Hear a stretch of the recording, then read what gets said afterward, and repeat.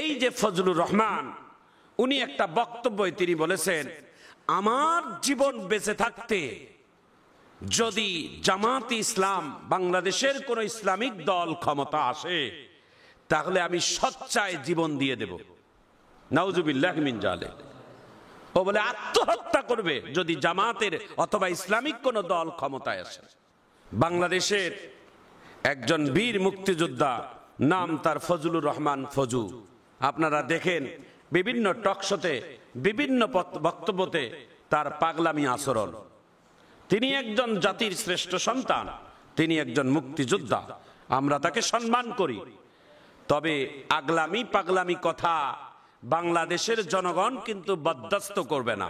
আগলামি পাগলামির দিন শেষ, আগামীর দিন হচ্ছেন ইসলামের দেশ। কথা বলেন ঠিক কিনা? এই যে ফজলুর রহমান, উনি একটা বক্তব্যে তিনি বলেছেন, আমার জীবন বেঁচে থাকতে যদি জামাত ইসলাম বাংলাদেশের কোন ইসলামিক দল ক্ষমতা আসে, তাহলে আমি সচ্চায় জীবন দিয়ে দেব। নাউজুবিল্লাহ মিন জালিক। ও বলে আত্মহত্যা করবে যদি জামাতের অথবা ইসলামিক কোন দল ক্ষমতায় আসে। আসল চিত্র, আসল পরিচয়টা দেখেন। এ তো আস্ত একটা পাগল। মানুষ জীবন দেয় প্রেমিকের জন্য, মানুষ জীবন দেয় কষ্টের কারণে। এর কি কষ্ট? বাংলাদেশে ইসলামিক দল যেন ক্ষমতায় আসে, তাহলে সে আত্মহত্যা করবে। এ ঘোষণা তিনি একটা নিজের মুখ থেকেই বলেছেন। নাউজুবিল্লাহ বলেন। প্রিয় ভাইয়েরা আমার, প্রিয় বন্ধুরা আমার, লোকে তাকে কি ভালো বলবে না পাগল বলবে বলেন? এই জন্য বাংলাদেশের মানুষ তাকে একটা ডাইরেক্ট উপাধি দিয়েছে, নাম হলো ফজু পাগলা। কি পাগলা? ফজু পাগলা। এর পাগলামি এত বেশি হয়ে গেছে, এর পাগলামি এত বেড়ে গেছে। দেখেন, পাগলামির একটা সীমাও আছে। আত্মহত্যা করবে বাংলাদেশের কোন ইসলামিক দল যদি ক্ষমতায় আসে। কত বড় একটা মুনাফিক! বাংলাদেশের কিছু মানুষ আছে, এদেশের মধ্যে কিছু মানুষ আছে, বিড়াল যেমন চায় না যে তার বাড়ির মহাজন মাছ রান্না করে ঢাকা দিয়ে থাক, কুকুর যেমন চায় না যে বাড়িতে কোনো কিছু খোলা থাক, এদেশের মানুষের কিছু মুনাফিক মানুষ আছে, তারাও চায় না এদেশে ইসলাম কায়েম হোক। তবে মনে রাখবেন, আল্লাহ তাআলা যদি চায়, আল্লাহ তাআলা যদি চায়, আমরা বলি নাই, আল্লাহ যদি চায় তো ইসলাম কায়েম যদি আসে, তো এরকম পাগলাগুলোকেও আমরা সোজা করে দেব। জোরে বলুন আমিন। প্রিয় ভাইয়েরা আমার, প্রিয় বন্ধুরা আমার, ইসলাম কোনোদিন সন্ত্রাস নয়, ইসলাম কোনোদিন কঠোরতা নয়। ইসলাম হলো ভালোবাসা, ইসলাম হলো গায়ে মুছে দেওয়া।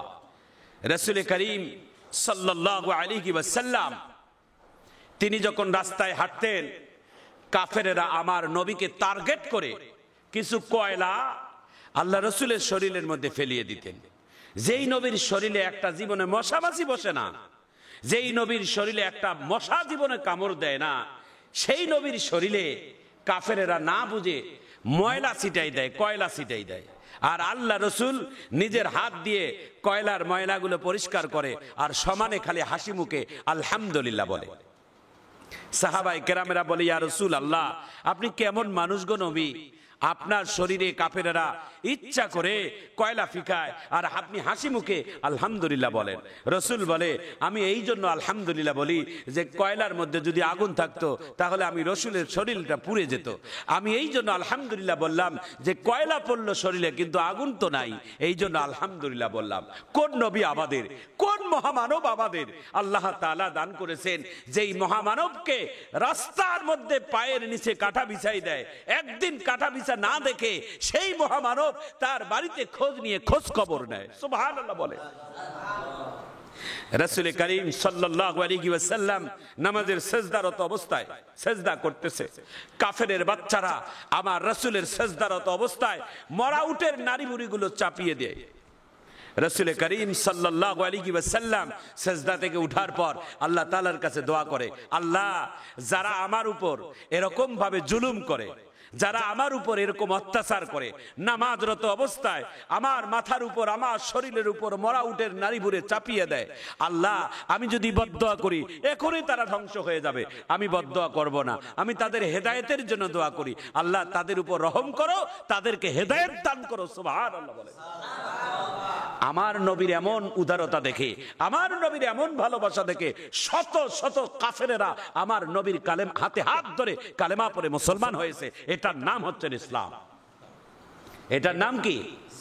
ইসলাম। ইসলাম শান্তির ধর্ম। ইন্নাদ দীনা ইনদাল্লাহিল ইসলাম। এই পৃথিবীতে যত ধর্ম আছে সব থেকে শ্রেষ্ঠ মনোনীত দ্বীন আর ধর্মের নাম হচ্ছে ইসলাম।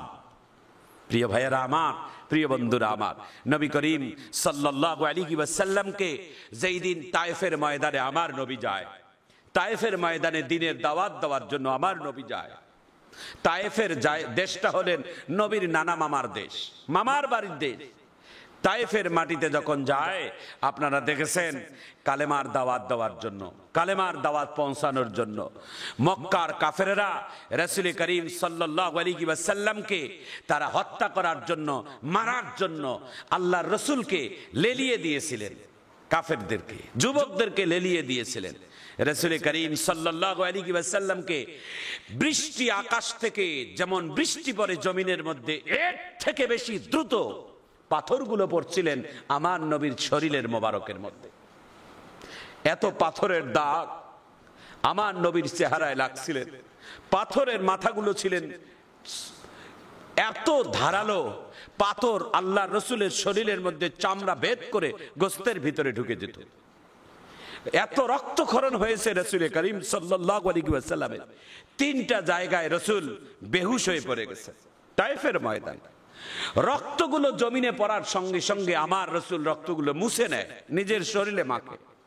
রাসূলের সাথে একজন সফর সঙ্গী ছিলেন, রাসূলের পালিত সন্তান হযরতে যায়েদ রাদিয়াল্লাহু তাআলা আনহু। রাসূলকে ডাক দিয়ে বলে, ইয়া রাসূলুল্লাহ, আমি বারবার দেখেছি আপনি রাসূলকে, আপনি বারবার রক্তগুলো জমিনের মধ্যে পড়ার সঙ্গে মুছে আপনি কাপড়ের মধ্যে লাগান, কেন? রাসূল করিম সাল্লাল্লাহু আলাইহি ওয়াসাল্লাম ডাক দিয়ে বলে, এই যায়েদ, আমি রাসূলের রক্ত যদি তায়েফের মাটিতে লাগে, আমি রাসূল যদি বিচার নাও দেই, এই তায়েফের মাটি সাক্ষী হয়ে থাকবে। আমি এই জন্য তায়েফের মাটিকে সাক্ষী রাখতে চাই না যে তারা আমাকে না বুঝে আঘাত করেছে, আমি যেন কোনোদিন অভিযোগ না দেই, তায়েফের মাটিও যেন অভিযোগ না দেয়। রাসূল করিম সাল্লাল্লাহু আলাইহি ওয়াসাল্লাম 3টা জায়গায় বেহুশ হয়েছে। ওই তায়েফের ময়দানের একজন যুবক রাসূল করিম সাল্লাল্লাহু আলাইহি ওয়াসাল্লামকে 1 গ্লাস আঙ্গুরের শরবত বানাইয়া, 1 গ্লাস আঙ্গুরের শরবত বানাইয়া রাসূলকে দিলেন। ইয়া রাসূলুল্লাহ, আমার বাগানের আঙ্গুরের শরবত আমি বানিয়ে দিলাম, আপনি খান। আপনি ক্লান্ত নবী, আপনার রক্তক্ষরণ হয়েছে। রাসূল করিম সাল্লাল্লাহু আলাইহি ওয়াসাল্লাম রক্ত ঝরানো নবী, ক্লান্ত নবী, মার খাওয়া নবী, 1 গ্লাস শরবত খাইয়া আকাশের দিকে তাকিয়ে আল্লাহর কাছে দোয়া করছেন, আল্লাহ, আমার উপর যারা অত্যাচার করেছে, আমার উপর যারা অবিচার করেছে, আমাকে যারা পাথর মেরেছে, ইয়া রাসূলুল্লাহ, আমি কারো মুখের দিকে তাকাই নাই, আমি আকাশের দিকে তাকিয়েছিলাম। আল্লাহ, আমি এই জন্য কারো মুখের দিকে তাকাই নাই, যদি তাকিয়ে থাকতাম তাদের মুখগুলো আমি চিনতে পারতাম, তাহলে কিয়ামতের ময়দানে আমার বারবার তাদের কথা খেয়াল হতো, তারা আমাকে মারছে। এই জন্য আমি কোন যুবকদের চেহারার দিকে তাকাই নাই নবী। ইয়া আল্লাহ, আমি আকাশের দিকে তাকিয়েছিলাম। আল্লাহ, আপনি তাদেরকে ক্ষমা করে দিন, তাদেরকে হেদায়েত দান করুন। সুবহানাল্লাহ। রাসূল করিম সাল্লাল্লাহু আলাইহি সাল্লামের এই উদারতা ইসলামকে বিজয় করেছেন। সুবহানাল্লাহ। দলে দলে ইসলামকে বিজয় করেছেন, ইসলামকে মেনেছেন। বাংলার জমিনও ইনশাআল্লাহ, বাংলার জমিনও ইসলামের বিজয় হবেই, বিজয় আসবেই। কারণ আমাদের দেশের ওলামায়ে কেরামদের অনেক রক্ত পড়েছেন বাংলার জমিনে, অনেক জেল খেটেছেন নিরপরাধ ওলামায়ে কেরামেরা। আজকে তাদের বিনিময় আল্লাহ তাআলা এই দেশের মাটিকেও ইসলামের ঘাঁটি হিসেবে যেন কবুল করেন, আপনারা দোয়া করবেন। প্রিয় ভাইয়েরা আমার, প্রিয় বন্ধুরা আমার, এই জন্য আমরা বলতে চাই, স্পষ্ট করে বলতে চাই, আপনারা হিংসত্ব বাদ দেন, আপনারা হিংসার রাজনীতি বাদ দেন। কারো সঙ্গে হিংসা করে কোনোদিন আপনি ঠেকাইতে পারবেন না, বরং যাকে নিয়ে হিংসা করবেন তার সম্মান আল্লাহ তাআলা আরো বাড়িয়ে দেয়। কেন আপনি বলবেন?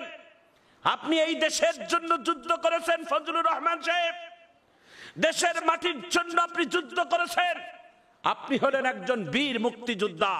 আপনার মুখ থেকে এমন কথা মানায় না যে বাংলাদেশের ইসলামিক দল যদি ক্ষমতায় আসে আমি মুক্তিযোদ্ধা ফজলুর রহমান ফজু আমি আত্মহত্যা করব। আপনি পাগলের পরিচয় দিয়েছেন, আপনি সত্যিকার বাংলাদেশের একজন পাগল। জনগণ কাকে ভালোবাসে, জনগণ কাকে ভোট দিবে, জনগণের ব্যাপার। আপনি আসেন, আপনিও জনগণের পাশে দাঁড়ান, আপনিও কাজ করেন, জনগণের অন্তরকে আপনি কিনে নেন, জনগণকে আপনি আপনার পক্ষে বানিয়ে নেন, মানুষের পাশে দাঁড়ান, মানুষের সেবা করেন। এসি এবং চেয়ারের মধ্যে বসে টেলিভিশনের সামনে আর এরকম ভাবে টিভির সামনে বক্তব্য দিয়ে নেতা হওয়া যায় না, জনগণের মন জয় করা যায় না। রৌদ্রের ঘামে রাস্তায় কাদামাটির উপর বেড়াইয়া মানুষের দ্বারে দ্বারে যান, গরিবদের পাশে দাঁড়ান, কৃষকদের পাশে দাঁড়ান, এতিমের পাশে দাঁড়ান, ওলামায়ে কেরামদের পাশে দাঁড়ান, হাসপাতালে যায় রোগীর পাশে দাঁড়ান। এসে দেখেন জনগণেরা কত কষ্ট করে, সাধারণ গরিবেরা কত কষ্ট করে, তাদের পাশে দাঁড়িয়ে তাদের সাথে মহব্বত করে তাদের মন জয় করেন। টেলিভিশনের সামনে আজে বাজে বক্তব্য না দিয়ে মাঠে ময়দানে কাজ করেন, তাহলে আপনাদের জনপ্রিয়তা বাড়বে। জনপ্রিয়তা দেখে, ইসলামিক দলের জনপ্রিয়তা দেখে আপনাদের শরীর চুলকাচুলকি বন্ধ করেন।